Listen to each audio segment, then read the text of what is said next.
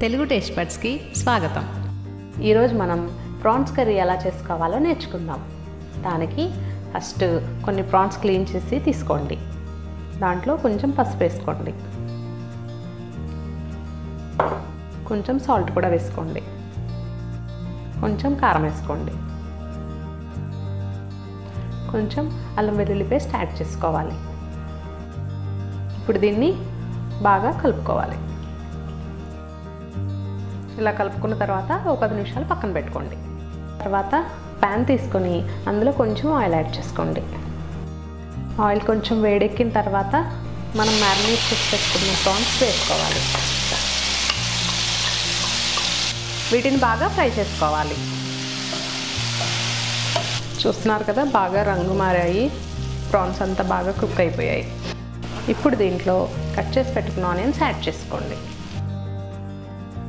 తర్వాత ఒక 4 పచ్చిమిర్చి కూడా కట్ చేసుకొని వేసుకోండి. ఇవన్నీ ప్రాన్స్తో బాగా మిక్స్ చేసుకోవాలి.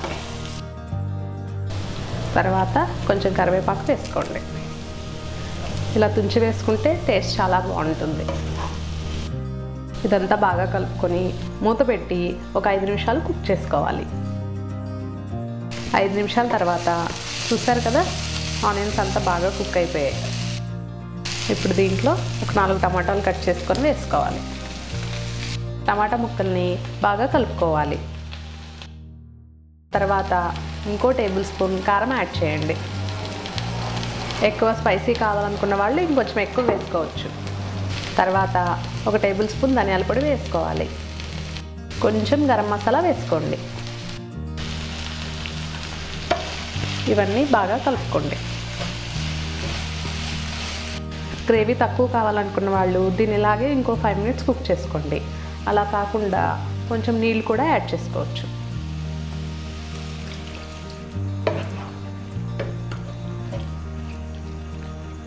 ఇప్పుడు మూత పెట్టి ఒక 5 మినిట్స్ కుక్ చేసుకోండి. 5 మినిట్స్ తర్వాత చూస్తున్నారు కదా, కర్రీ మొత్తం ఉడికిపోయింది.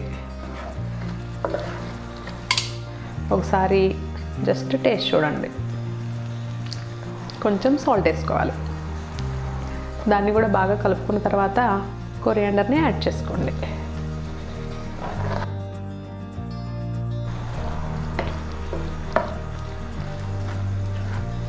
ఇప్పుడు మన కర్రీ రెడీ అయిపోయినట్లే. స్టవ్ ఆఫ్ చేసేసి మూత పెట్టి ఒక 1 మినిట్ కుక్ చేసుకోండి. అంతే, ఎంతో టేస్టీ ప్రాన్ కర్రీ రెడీ అయిపోయింది.